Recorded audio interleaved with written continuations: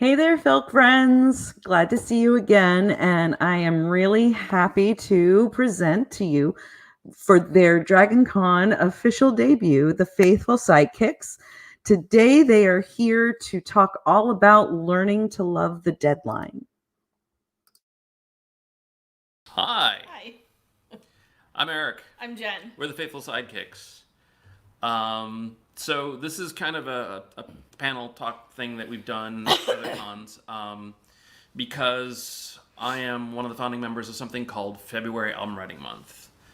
February Album Writing Month is, and Jen was there at the founding too.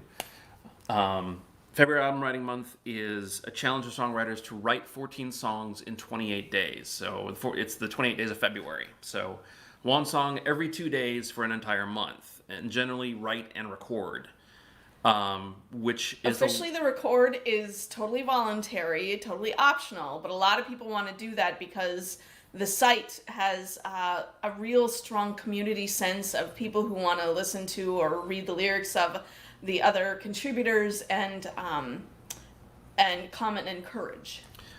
So part of FAWM was kind of originally an offshoot of another timed creative endeavor called NaNoWriMo, National Novel Writing Month, which challenges writers to write a 50,000 word novel in the month of November. Right? It is November? Yeah. Okay. And both of these, there's several other challenges out there right now. Like there's a musical songwriting challenge called the 50 Songs in 90 Days Challenge, which is kind of a marathon of songwriting because you're doing just over One song every 2 days. one just song every over 2 days for 3 months. It's a lot. There's also National Solo Album Writing Month. There's the RPM Challenge. There's lots of other of these creative endeavors that are basically trying to do a certain thing, and what that is to be able to allow you to practice the art of writing. In the case of FAWM, songwriting. And the reason that's important is what kind of this panel is about and what we're going to sort of talk about. Please, if you are watching and you have questions or comments, we'd love to see them. We normally like to try and talk to people when we're doing this in person, so this is a different kind of deal. But so yeah,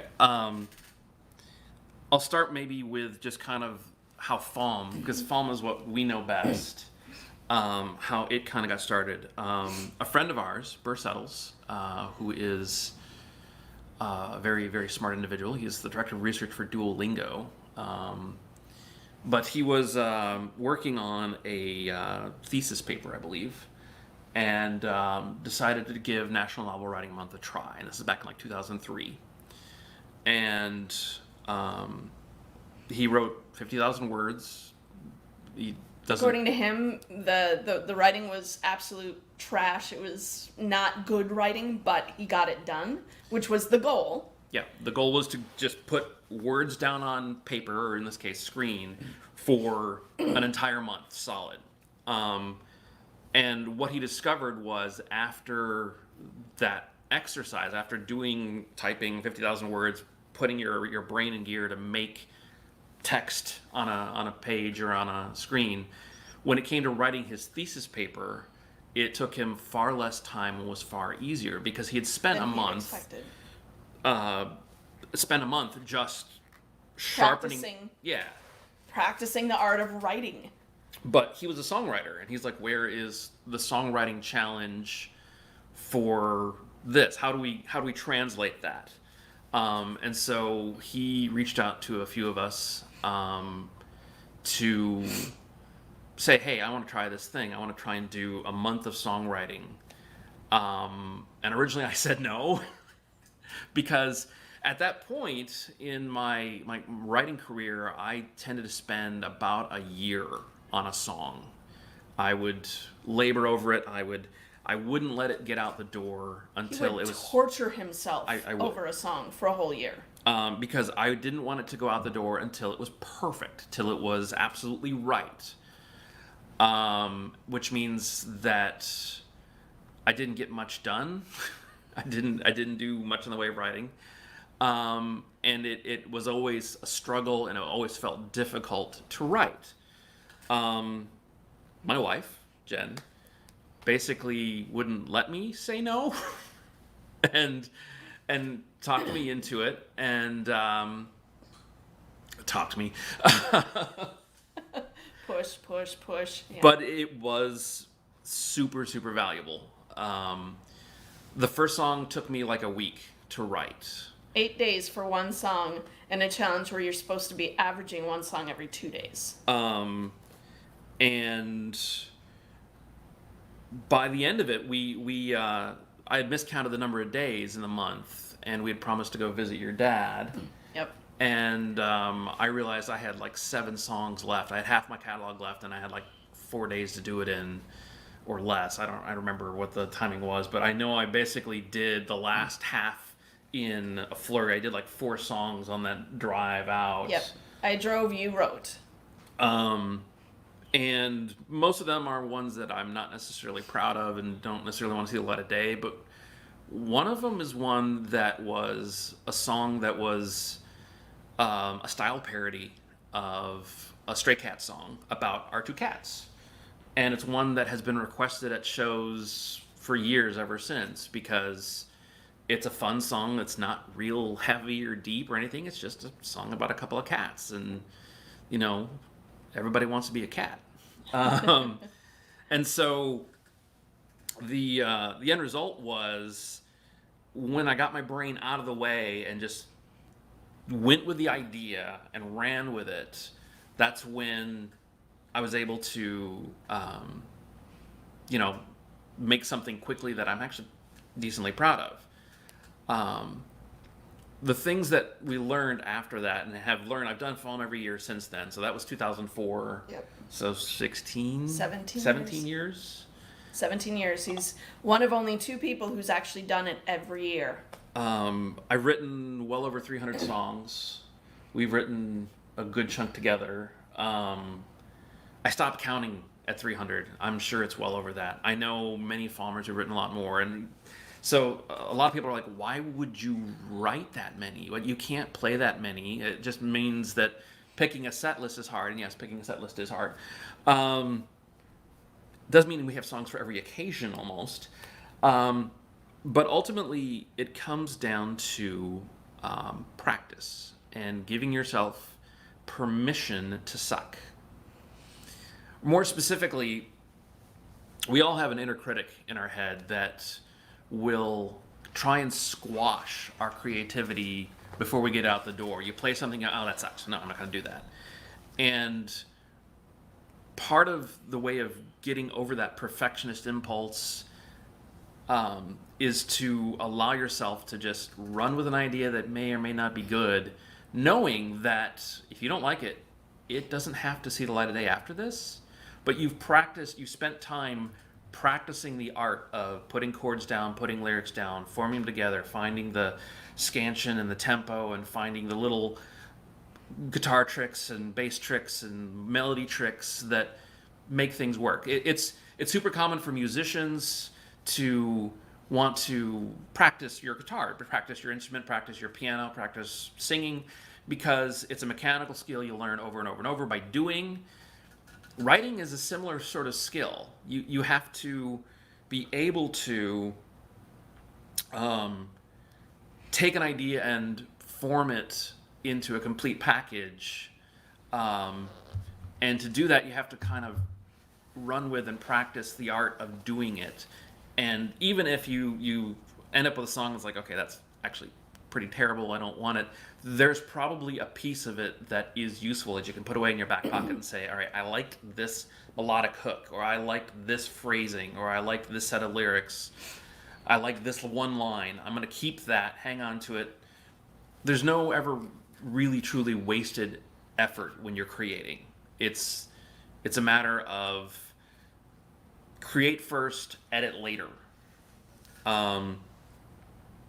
So songwriting being a skill, it's something you want to practice. You want to be able to, I like to use the analogy of a carpenter. So the first time you build a chair, your only goal, your only hope is that it holds weight. It doesn't have to be pretty, doesn't have to be even sellable. It's just got to hold weight. Once you've gotten that down, that you know that chair is going to hold weight, now you can start worrying about what's it upholstered like, how do you finish it, what can I do to make it look unique and interesting. And it takes a few chairs built until you get to that point where I have this down. I know it'll hold this much weight. I don't have to worry about it because I've done it enough times to do it. Now I want to refine my technique and make this chair unique and make it something that, I can sell in a store or whatever happens to be. It's a weird analogy, I guess, but so part of doing a time challenge is giving you the excuse to just practice. You're coming in, you're writing 14 songs, 14 practice songs. You don't have to post them if you don't want them. You don't have to publish them. You don't have to put them up on Bandcamp and sell them. You're just practicing the art of writing. Yep, you're putting pen to paper or screen or pick to screen or whatever happens to be in order to pick on your screen. Sure. Thank you, Peach.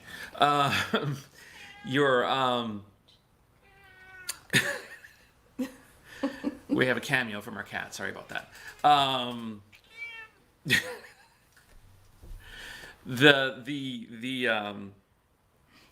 The idea is just to be able to, through repetition, practice the art, to be able to do it again, do it again, do it again.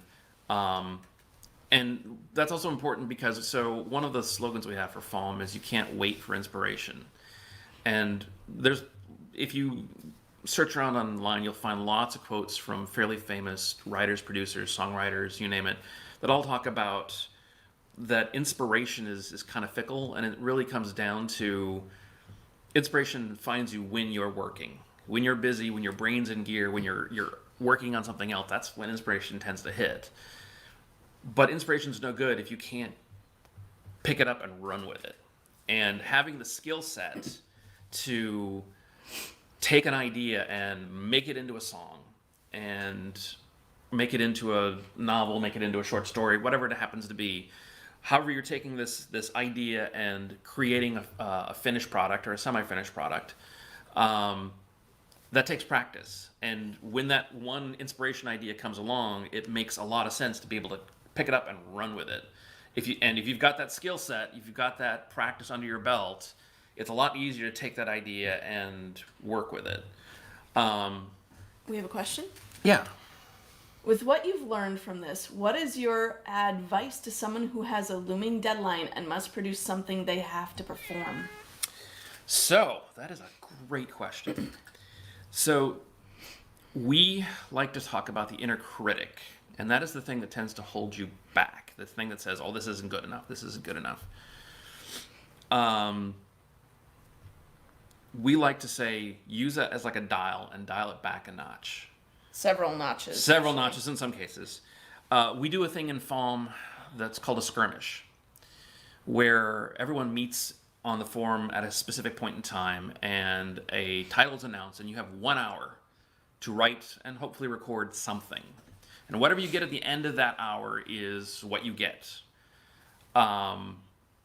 It's a frantic exercise, and it definitely forces you to focus on your skills in songwriting and creating, and in being able to just to brainstorm and just go with the first instinct. So part of dealing with a deadline, you have a deadline looming for something.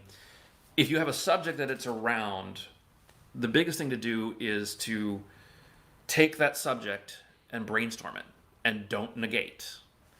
Start throwing ideas down on paper or on a document, working with however you want to work with it, but just pull out things that sound like, so we're going to write a song about a cat. What do we want to write about with a cat? What is this song speaking to us about? Cats are fuzzy and cute. This cat is orange. So I'm starting with orange, fuzzy, cute. All right, I've got these 3 words. Start working with that and keep throwing out more stuff. Keep brainstorming. Don't negate. And then start working with what you have built there, and then begin chiseling away from that. I like to think of it as, like sculptors have a big block and you chip away everything that's not a tiger or an elephant or whatever happens to be. In some cases, it's better to have more stuff and edit than it is to be sitting there racking your brains and going, oh, no, that's a bad idea. Oh, no, that's a bad idea. No, that's a bad idea. There are no bad ideas when you're brainstorming. That's step one.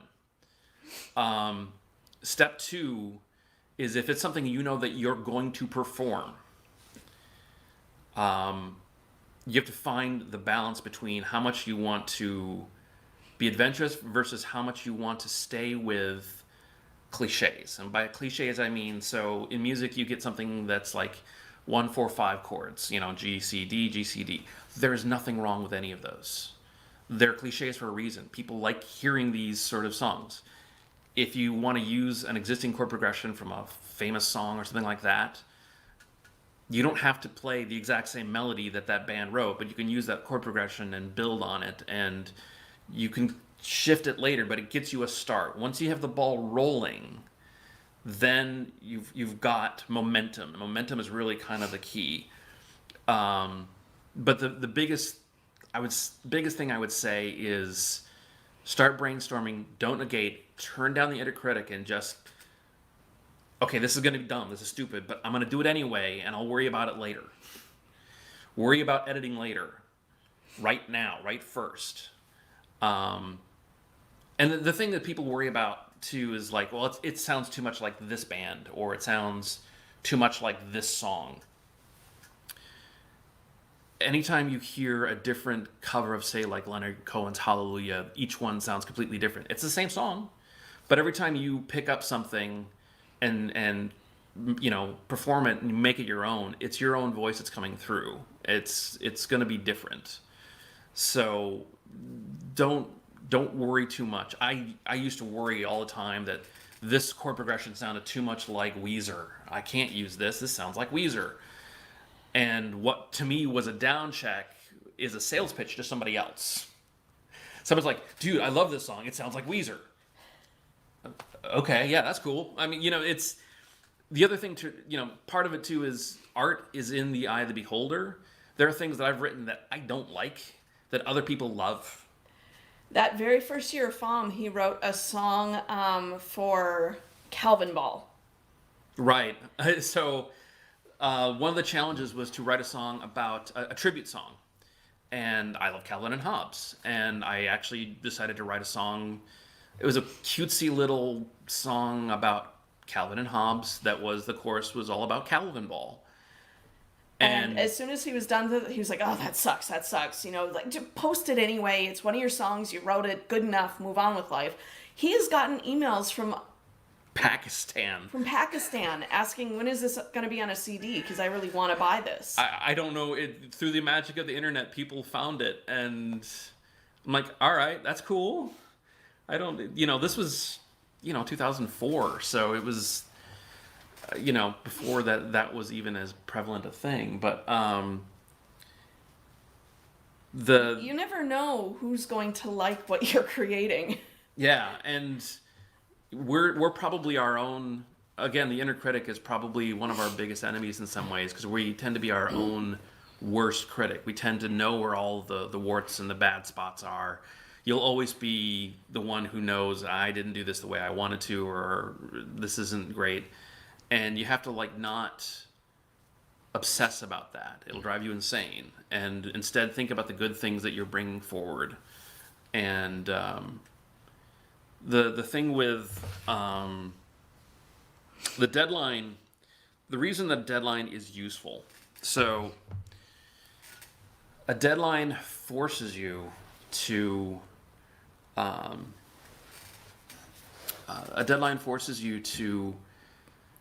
turn down your inner critic, to be able to say, all right, I have to do this thing, and necessity is the mother of invention. If you need to do something, if there's a hard and fast deadline, I got to get this done, you end up finding that compromise with yourself to say, all right, this is maybe not great, but it is done.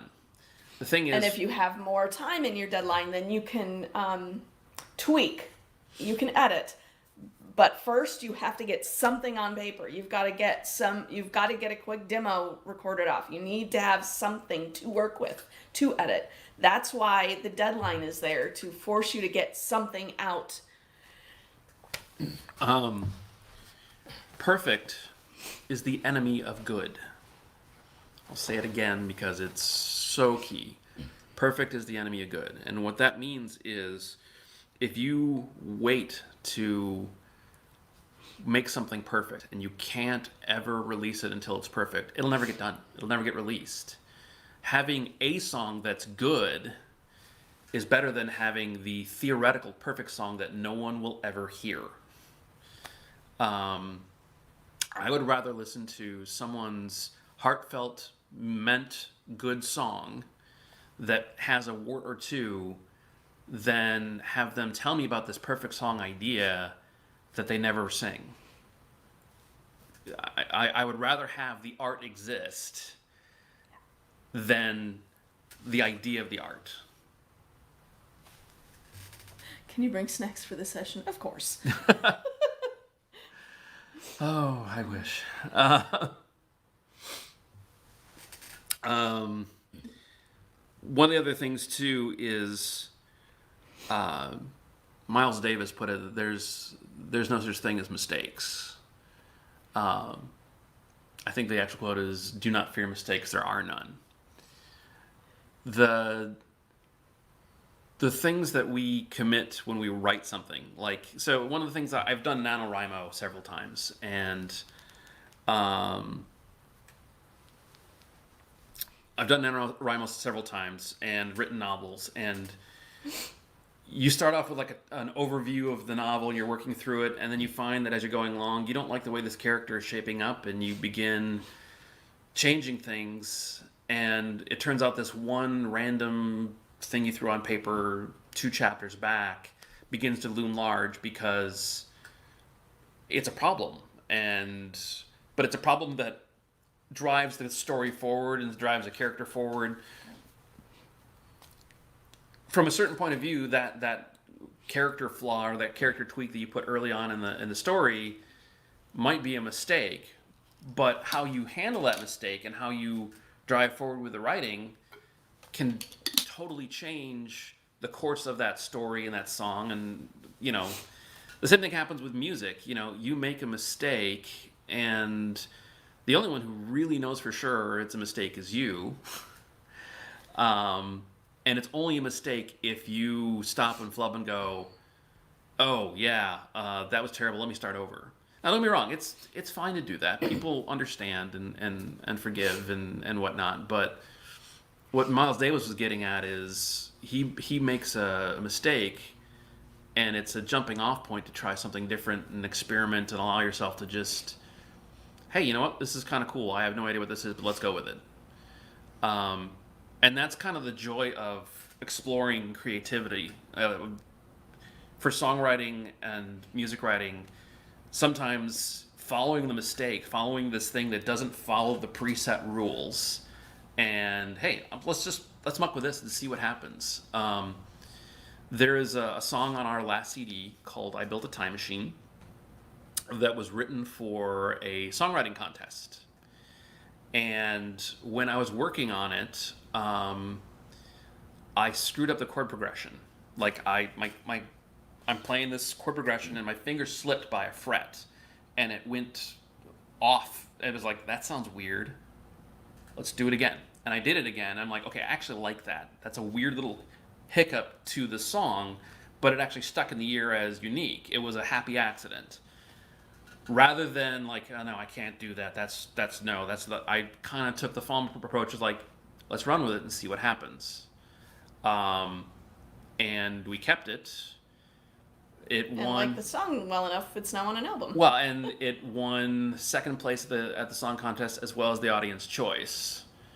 And then since then it went on the album, and yeah, it was born of a mistake and is born of a kind of this idea. And the other thing that was kind of interesting about that too was because there was this songwriting contest that there was a deadline and it loomed, I put off writing the song for a while.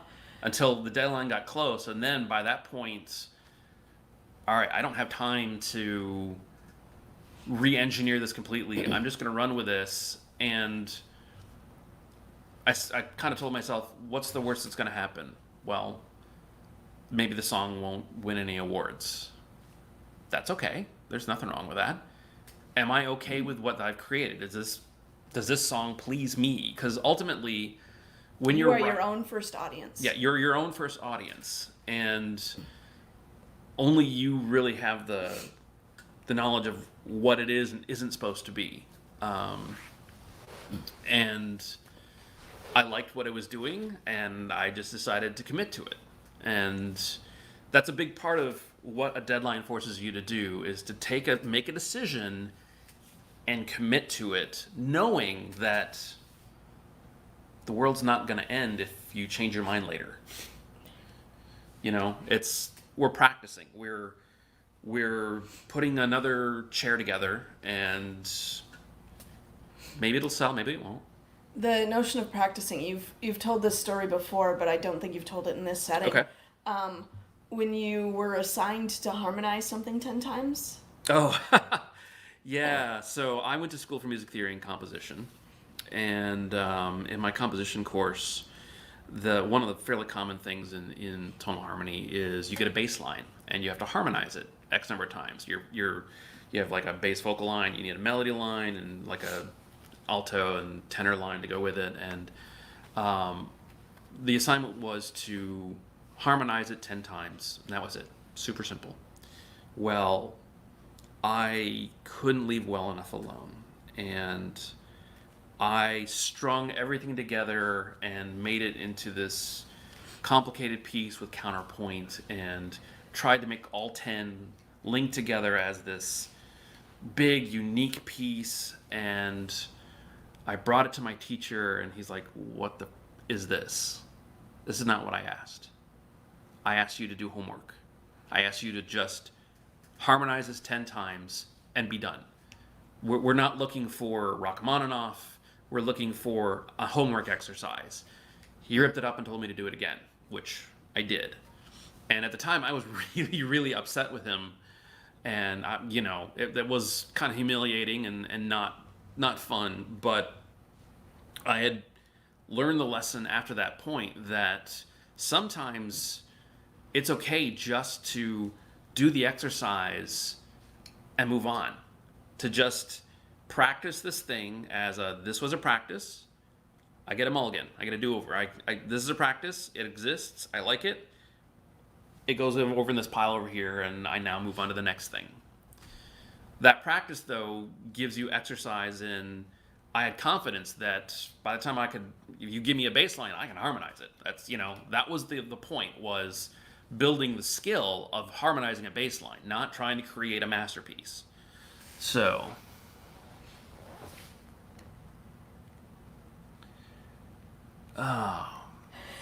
That's an excellent question. The question here is, do you prefer writing lyrics or music when you're writing quickly? honestly, both. And it works different for different people. So, if I am writing quickly and I'm starting from a subject where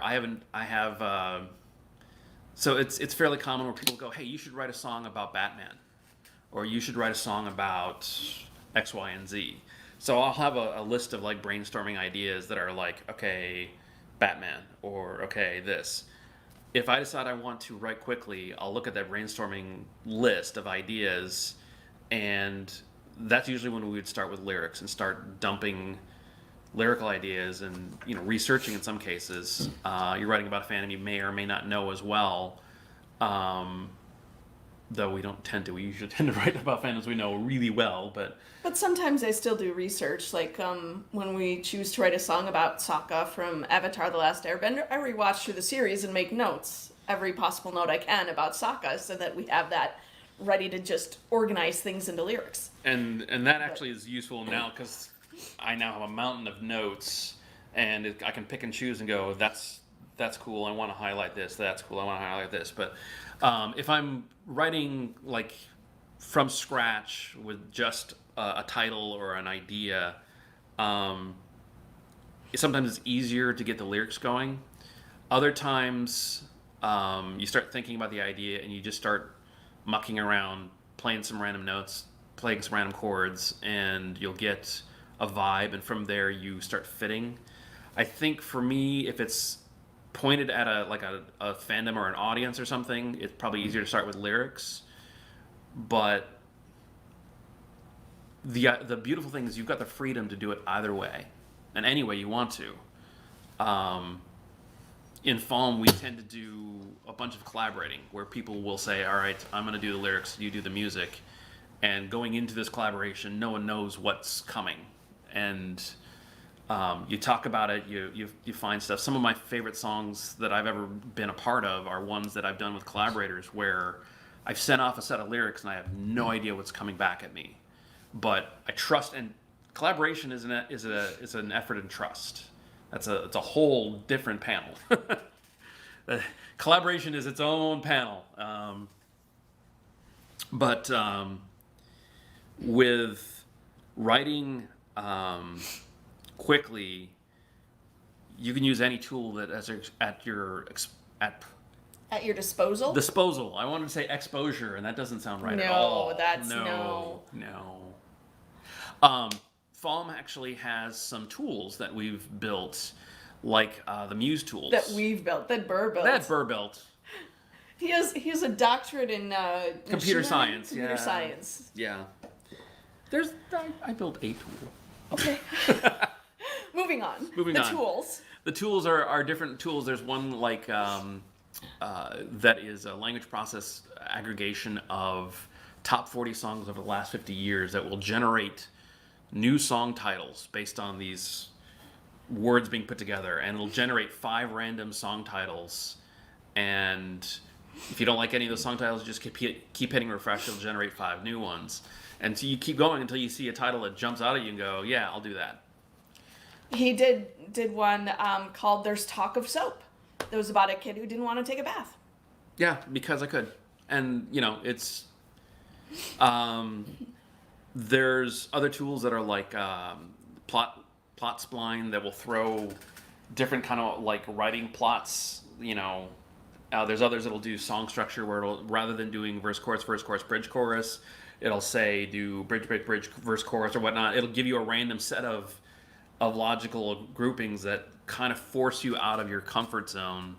And there's tons of other ones out there on the internet that there's also Lyric Cloud. Oh, and there's Lyric Cloud. Lyric Cloud is fun in that you click on a word and then it'll bring up a bunch of close related words, and you can kind of navigate through and write down some words that sort of connect to each other, but sometimes it's branching out in ways you don't necessarily see the connections. Originally. Yeah, and that can be really, really fun. Those are really great for doing the exercise, doing the homework. You've got to get another song out. You've had 4 or 5 ideas you started the month with, and you've done them now, and now you're kind of coming up a little bit dry, so you go and you use a suggested title or use a Lyric Cloud, and this one is just an exercise, just to get another song out there. It's not necessarily one you're going to use or perform out, but it's another one in the can, another set of experience and practice that you've got under your belt now. And the thing about songs and about song specific, no song is ever really finished until you're finished with it. So you do frankly, I've heard the same thing about movie making. I would be hard pressed to believe authors don't feel the same about their books. Yeah. Any creative endeavor, any creation is a matter of you keep working through something. So you did something for FAWM and it was an exercise, and okay, great. If you're done with it, you're done with it. It goes in the pile. But you might find that, hey, there's something good in this. Maybe I can use it, and you can pick it up later when you don't have that deadline and make it into something even more. A lot of the songs that are on our CDs got their start in FAWM in one way or another. But there's also definitely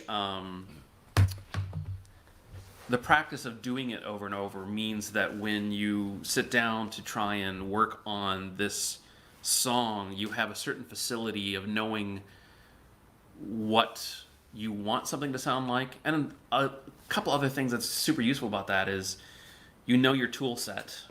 If you're recording, you get used to, here's how I use this plugin, here's how I set my recording inputs, here's how I create files, all the technical and logistical aspects of creating something that you're going to put out on the internet. You get to practice that in this environment where, okay, I practiced it, now I'm going to delete it. After it's up for FAWM, I'm going to get rid of it. That's fine. FAWM is a fairly supportive environment because everyone that's there is trying to do this kind of crazy thing. 14 songs is a lot for a month. It's not everyone necessarily can do it. But even if you only get one song out of the exercise, even if you sign up and you get one song done, that is better than zero. That's well worth a success. It's a success in our book. It's one more song than you would have had if you didn't sign up for it. Right. And one new piece of art in the world that desperately needs it. Yes. A lot of times you can look around at things that hit the top 40, songs that were huge and massive. And when you start finding out the history of the song, it turns out, this was written for the album one night late in the studio. And, I didn't think it was going to go anywhere. And boom, it becomes this monster hit. Because in many cases, part of songwriting is getting out of your own way. And that is, you've got the musical idea, you've got the vibe in you. If you've developed the skill set and you've kind of learned, I've got the playing chops and I've got the writing chops because I've done it a bunch of times. Committing to a song and making choices and committing to it and just running with it is how you develop your voice and how you strengthen that voice and make it unique to you. And in many cases, it's not overthinking, but getting out of your own way and letting that voice shine through and writing something that is unique to you. That's, the art that I always find the most impactful to me is the stuff where you can hear this is a person expressing their own voice, even if it is fart jokes. Especially if it's fart jokes, actually. One of the things that, just thinking about some people that we know through FAWM and some of what they've gotten out of it. We have a friend that we've made through FAWM who's just a fantastic musician and songwriter who's talked about how until FAWM came along, he kind of had it in his head, this expectation that you're only allowed to play music if you are a big top 40 artist. And that's total bunk. Music is for all of us. Writing is for all of us. You decide what you want to do with your writing, with your music, but there's nothing that says you can't be doing the music. What's your favorite song that you've written for FAWM that you weren't sure of at first? Ooh. It's going to take me a bit here. Feel free to fill time, Jen. Okay. So the issue is doing FAWM for how many years at this point? I've written over 300 for just FAWM alone. And it's kind of a little bit like picking between your children. I would say one that he didn't expect to do anything with that has actually gone over well with other people is Lutefisk Zombies. Yeah, I would say that. That's... You thought that was a one-off that was going to get thrown in the pile and ignored, and it's actually going on our album. It was written for an exercise, and it was a stupid idea, or I thought it was a stupid idea. But in this case, rather than throwing out the stupid idea, I ran with it. So for those of you who know what lutefisk is, How about for those of you who don't know what lutefisk is? that's better, yes. Lutefisk is preserved fish. It's fish That's soaked in lye. So the end result that you're eating is very, very stinky and about the same consistency as Jell-O. It's a grayish-white color. It's just a nasty smell. I've had to wash the dishes after a lutefisk feed, so I might be biased on that one, but... The idea that popped into my head is that lye is a preservative, and so you've got all these... So lutefisk is a kind of a Scandinavian thing that's... It's a way to preserve fish before there was refrigeration. And so it's a very functional thing.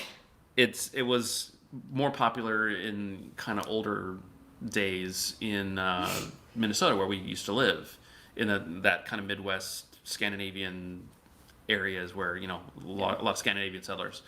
And lye being a preservative, I always thought, if you ate enough of it, would your body actually ever rot, or would it be preserved forever? And the idea of a lutefisk zombie popped into my head, and it was ridiculous and dumb, and I told Jen, and she's like, yeah, all right, let's do this. So we wrote this song, and I threw it up on FAWM, figuring it was never going anywhere.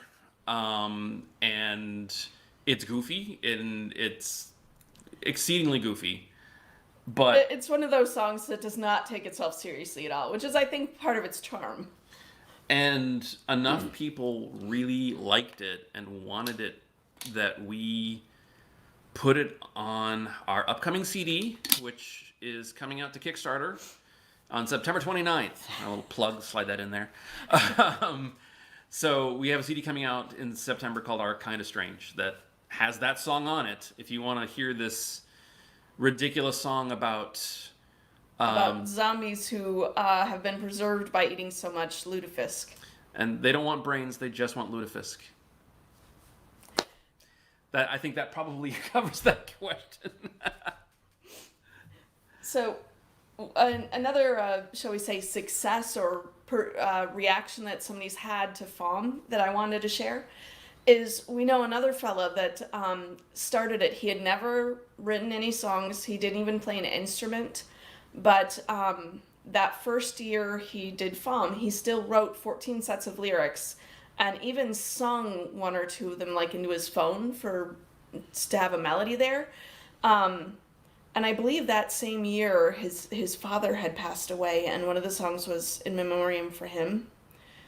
And we had done like a showcase later that same year, and he came out, and most of his family came out as well, and he sang that song, and which was just beautiful that all those people could come together for that. But in succeeding years, he chose to learn guitar, and what used to be him practically whispering lyrics into his phone, he was singing so quietly, he was so nervous about singing, he's become a strong singer. He actually writes his own music to the songs now. He is the full deal, and it's fantastic. He does a wonderful job now. That's not an unusual story in that we've seen that happen with FAWM. As you give yourself permission to write and to practice, you find that you enjoy it, and the more you enjoy it, the better you get at it. It's kind of like, because you're willing to keep doing it. Yeah, it's kind of like if you were to practice guitar or piano and not enjoy the process, you don't enjoy the music you're making, you're gonna quit. That's that happens to kids all the time. Yeah. It's the same thing where I don't tend to get angry at many things, but people who berate kids for not singing well or not playing well when they're learning is inexcusable. It's, I'm sorry, that's a touchy spot for me. That is a full stop. No, you don't do that. And everyone has to develop. Everyone has to practice. You have to give yourself permission to sometimes have a wrong note, but get the process done and get the song out there. Having a song out there is better than the theoretical one. I realize I'm a broken record on this, but I'll keep hammering it until people believe me, I guess. Sorry, I was checking to see if there's anything new. Some other things. So a couple of things that the deadline can also help you do is earlier I talked about there's no such thing as mistakes. One of the things that a deadline can also do is force you to commit to details. And by that, all right, I have the song, I know what the base of it sounds like. I want to do this one thing. I don't know. This feels kind of weird. This melodic hook seems kind of odd. I don't have time to sit down and think through it. I'm just going to keep going with it. And you live with it, and you now have a thing that you can listen back to, or you can work, this is how I played it that last time. I now have a base point of these details, these individual things. So, for example, like we're working on our album now. We record something with our engineer. He decides, hey, do you want to do a guitar line here? We're paying per hour. So we have to commit to that guitar line, this little melodic hook.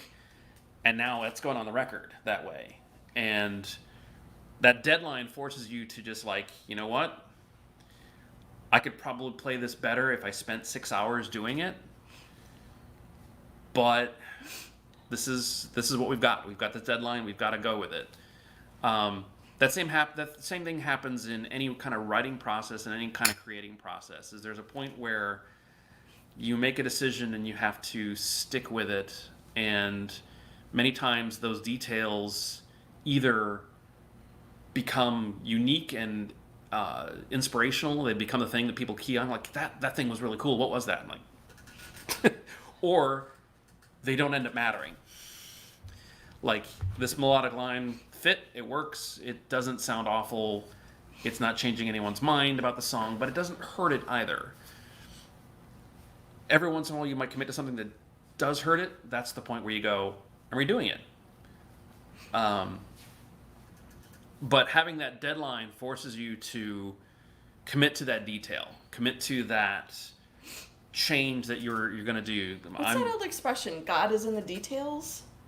Is that it? Possibly, I don't. Or art is in the. I don't remember. I always thought it was the devil is in the details. But, So I'm Ezra Failure Crowley. Apparently. But the details are what makes something stand out and unique, because like Eric was talking about earlier, is there's only so many chords we're working with. So the chord 1-4-5, there are probably a lot of songs that are 1-4-5. You can still do 1-4-5, but then you add in little details that will make yours really yours. So I used to for years, I wrote songs in alternate tunings. So many. We would literally have to create set lists just based on the tuning of the guitar, because it would take too much time between songs otherwise. And I got started into it because I was desperate to make each song sound unique. It couldn't sound like anything else. And then I had this epiphany that alternate tunings do give it a unique sound, but the underlying structure still is 1-4-5, 1-4-6, 1-4-6-4. We're not changing things that dramatically. We're just giving it a different tone, a different flavor. But one of the things that was kind of cool about doing alternate tunings was it forced me to learn a different mindset in playing. And I used to do a lot of alternate tunings for FAWM because it forced me out of my comfort zone to try something different. And ultimately, I kind of built up a little bit of reputation as an alt tuning guy, because I was doing all these songs in these D-A-D, G, F sharp A tunings, all kinds of stuff like that. So,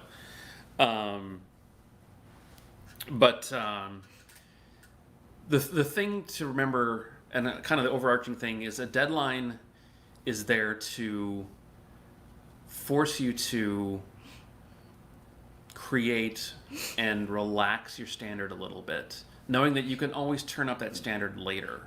Yeah. But you want to be able to allow yourself to practice, to try new things. If you believe that you have nothing left to learn, I think you're probably wrong. If you believe you have a certain skill or a certain technique mastered, then it's time to try something different. And you have to give yourself the permission to start all over. And in some cases, all right, I'm going to try and learn the sousaphone. I'm going to suck. That's one thing you got to remember. Anytime you're starting out learning something new, you're probably learning it because there's somebody who's really good at it that you really respect and you want to learn to be like that. But when you're starting out with something new, you're going to suck. You have to go through that. That's part of the learning process. So you got to allow yourself to go through that learning process, or you will never get to the point where you can actually share a stage with that person you really respect. It's a part of the process. Yeah. Yeah, are there any questions left? Trying to think if there's anything else we didn't cover. Well, we could probably make a few comments about collaboration. We could make a few comments about collaboration. One of the things that's very useful if you have an idea and you're finding it difficult to get it off the ground is you can collaborate with someone. And the biggest key to a successful collaboration is communication. And communication. And communication. And be very clear about what you're trying to accomplish, what you want to do. Understand that your idea may not be the best idea. Always.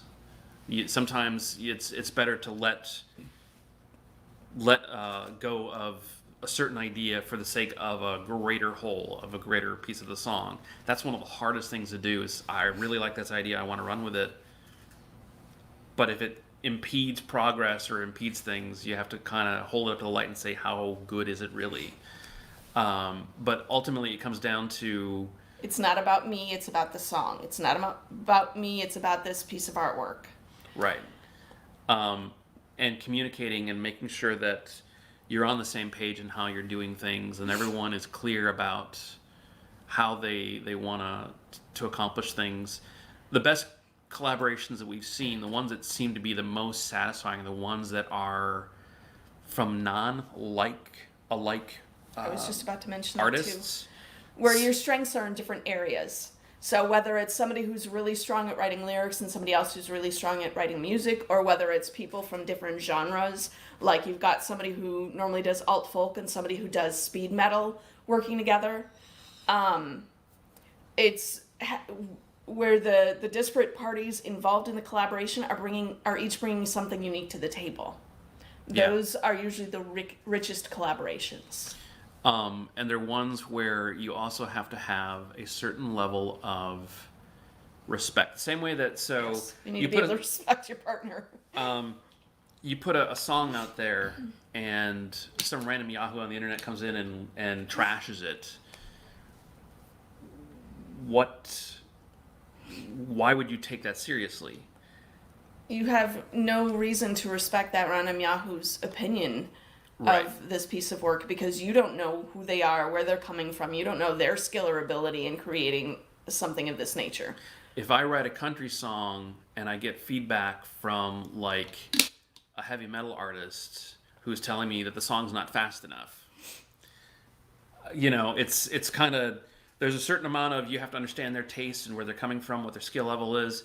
The more you respect that other person, the more valuable their feedback would be. And so the same thing happens in collaboration is if you reach out to people that you at least have some idea of who they are and what they do and how their skill set is different than yours. Mm-hmm. And you can put the two of your skills together and create something that's new and unique, that's a synthesis of both of your skills. It becomes a much, much cooler thing. And FAWM has become kind of big on collaboration, but Which we've has also been wonderful to see. it's been fantastic.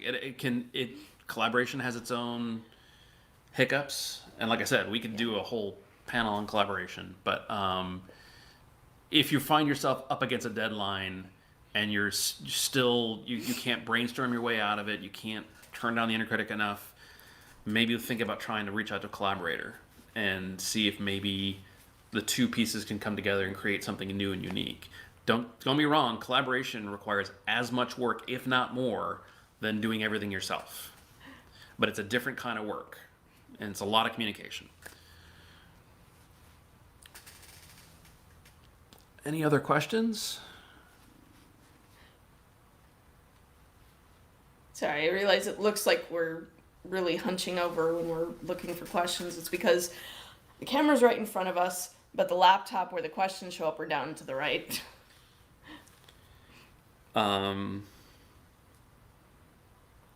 Yeah.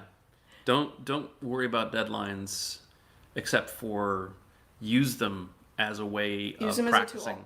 Yeah. I found that over the years now, if I don't have a deadline, I sometimes run into a problem where I'll slip back into It'll wait. I'll slip back into a certain perfectionist mode Oh my where gosh. Yes, he does. I will spend 55 hours tweaking a drum line in the drum programming, and then it turns out when we finally get to the end product, the whole thing goes away because it wasn't, it's sort of, time is precious. You want to use it productively, and I think it's better to use it creating and making new things and making new art than it is to try and beat yourself up over the art that you're not getting done. So be kind to yourself. Use deadlines as a tool. yeah, don't let them stress you. Instead, just allow them to say, you know what? All right, I'm going to commit to this idea. I'm going to run with this thing. It may not be the best thing, but it will be done. Okay. Yeah, it is definitely okay.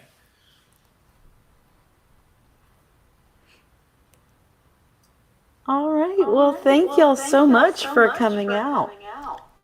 Us. Yeah, thank you. You can also see the Faithful Sidekicks tomorrow on these streams at 5:30 p.m. Eastern.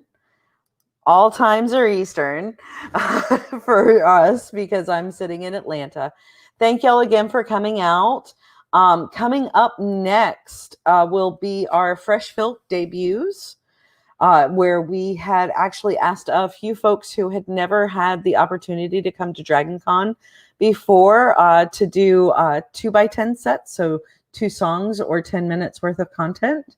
And we had enough submissions from that we actually have 2 hours of content. The first hour will be at 7 p.m. on these streams, and the second hour will be tomorrow at 4 p.m. And then after that, we've got Wreck the System Live at 8:30 here on these streams. And then we are going to finish up our streaming for the night with Mikey Mason live at 10 p.m. tonight. And then don't forget, at midnight tonight, Eastern, we will have our End of the World group sing that'll be over on DragonCon TV/fans. We'll see you at 7 for our Fresh Filks